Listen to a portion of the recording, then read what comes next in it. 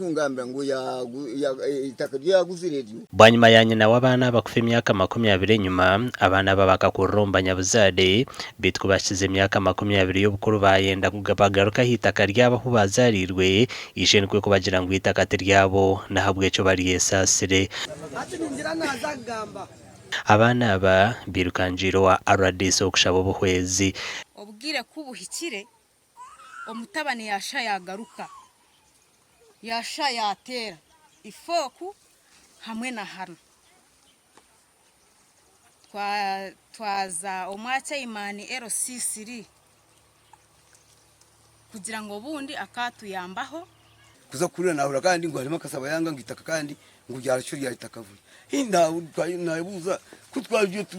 twikirize ngene buri mukaza amanye side ye ahari aharakozesa buri mukaza aharakozesa ogu nakasigara itaka iri yakoze no mukazi wo mukuru akaba yine kandi kunu bari bataye nduruke manya ngo mutabani uwo mukazi muto ngo kutera hano budongo ngo no budongo ifoko nanyite ngazaga n'urwabicire manuye ntazeyo nyona ndi kwenda ngo abana bano bagume mutaka ryabo narire ajyo tata yaguhere na nyina wabo nabo bareke bakoreremo. Medad kwitonda ishe wabana banagira ngo abana bato barazarirwa itakeri kandi ngutari kubasa kwicereza ngo bagarukeho icyo kugira ngo bakazarirwa ha wapi balete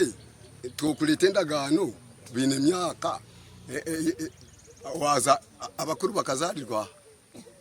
Benon Safari ishento wabana banagira ngo kwitonda akaba leta arikwenda kwabaganisiza itaka betonku yashire yayihinduriro muhine nkempango akaraganisa umutabani ari kutasa ngarayiguzaho amuhese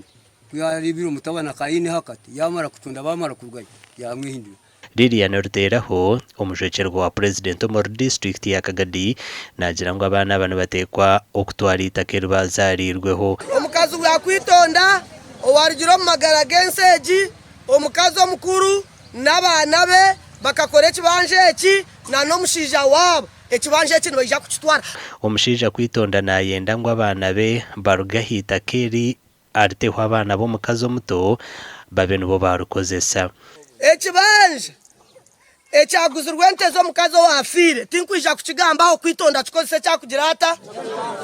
ekibanje kiba mutayize wacho ekishe zara ya muteki isama hega ni ekazi 10 ekazi 5 abo kugira ngo tukwenda kumanya byoriyo mukazi nebindi ekeriye ya kwitonda ekitwari ekazi ngahe na kwitonda wabo dene kibanje echo na hasigara ekazi ngahe ekazi 2 kwetonda share hwasikose cyakugira ata ekazi 3 zigarurwe kenku amakuru agagasha kwa Thomas Tumwebaze.